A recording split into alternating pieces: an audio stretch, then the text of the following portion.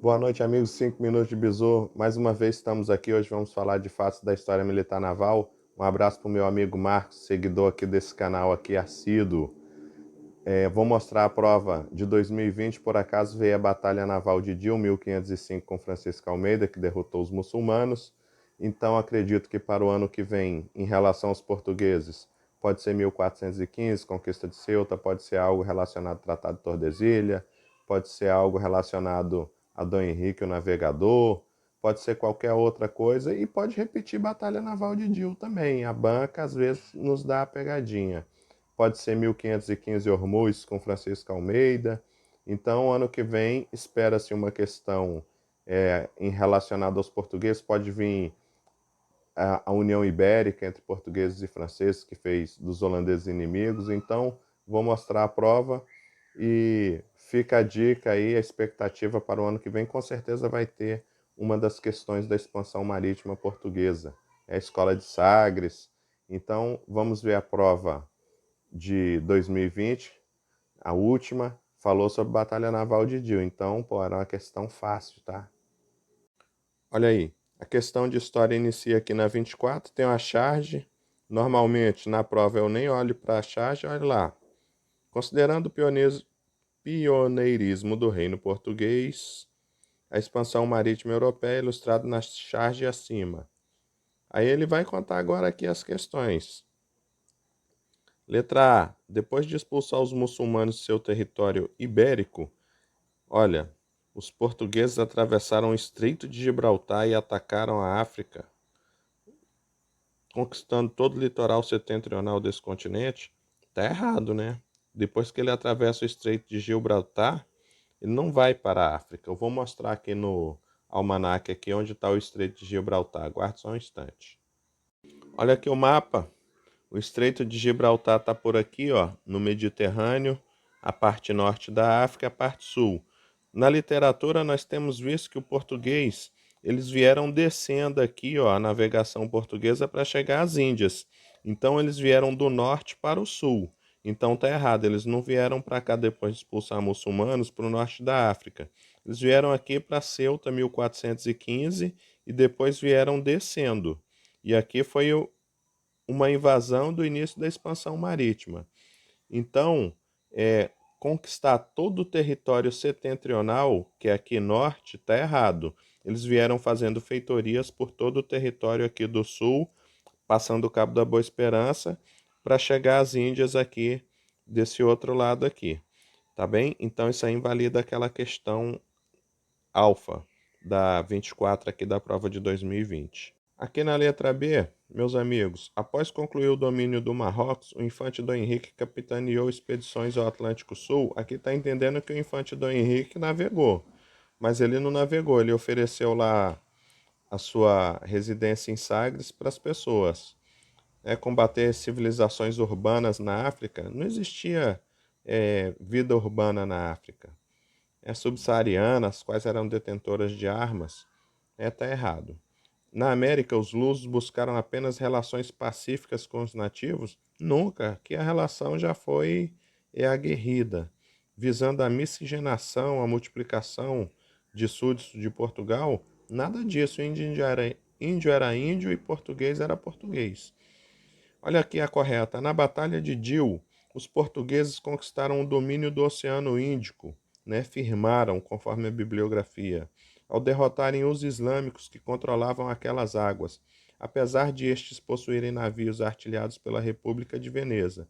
Então, os islâmicos já tinham contato com os venezianos e outros povos italianos, né? Então, eles eram que faziam a parte do transporte marítimo das especiarias para a Europa. A letra E, sob direção militar do vice-rei Afonso de Albuquerque, as forças navais de Portugal venceram os chineses e os japoneses? Não, foram os muçulmanos, conforme está lá em cima.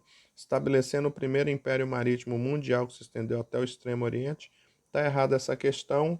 Então, uma questão da prova de 2020, muito fácil.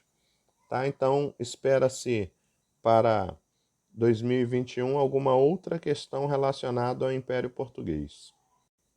Olha aí a questão 28 da prova 2015, uma charge com a relação expansionismo marítimo português, iniciado em 1415, é correto afirmar que foi indiscutível o papel dos comerciantes que, organizados em companhias gerais, está errado. Aqui foi a consolidação do Estado Central, foi uma expansão capitaneada pelo Estado. Só foi possível graças à atuação do Estado português, pelo sentimento cruzadista, unicamente com apoio da nobreza. Esse unicamente aqui já deixa a questão invalidada. A resposta é a letra E. Entre outros aspectos, foi favorecido pelos estudos náuticos liderados por Dom Henrique, que atraiu para sua residência em Sagres, Algarve, navegadores, cosmógrafos, cartógrafos, mercantes e aventureiros desde o início do século XV. As outras coisas não valem. Aqui nós temos que observar de acordo com a bibliografia. O restante é invenções aqui, ó. Entre outros fatores, acontece a partir da independência do Reino de Portugal com a dinastia de Avis e reconquista para o norte da África. Nada disso.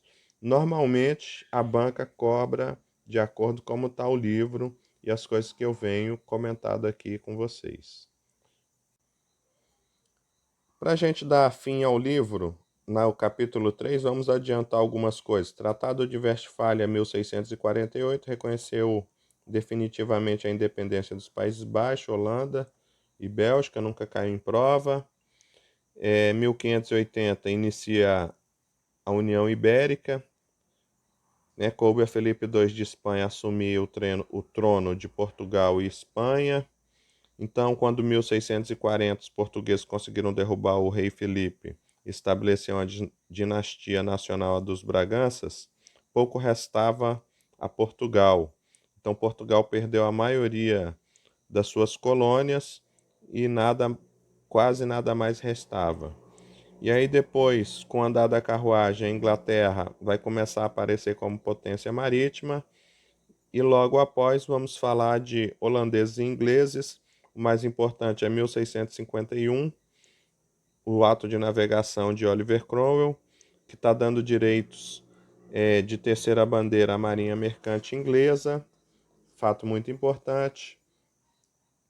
Depois vai falar da batalha entre ingleses e holandeses. Então, isso aqui é um fato muito importante, já foi cobrado em prova. A Primeira Guerra durou 2 anos, o principal encontro foi a Batalha de 3 dias. É importante memorizar que foi um encontro indeciso e os ingleses levaram vantagem, mas os holandeses conseguiram salvar a maior parte do comboio. A Batalha de Scheveningen, né, esse nome é complicado, Martin Tromp.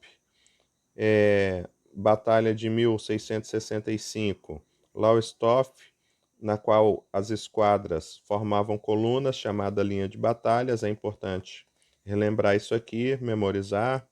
A principal ação dessa Segunda Guerra foi a Batalha dos 4 Dias, já caiu em prova, uma vitória holandesa, e no fim da guerra os holandeses chegaram a entrar no Tâmisa e bombardear suas margens.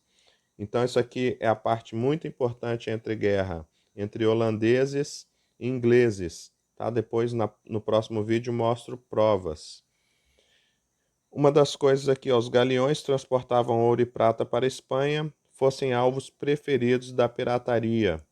A pirataria, durante algum tempo, ela foi estimulada pelas cartas de corso dadas pelo rei inglês, e depois de um certo tempo ela vai se extinguir porque não era vantajoso para os estados. Havia muito prejuízo, então está aqui, ó, o corsário, carta de corso. A maior vítima foi a Espanha, né, nas guerras contra a França, Inglaterra e Holanda. Estamos adiantando o livro. O navio corsário, por excelência, é o submarino. Incursões estrangeiras no Brasil.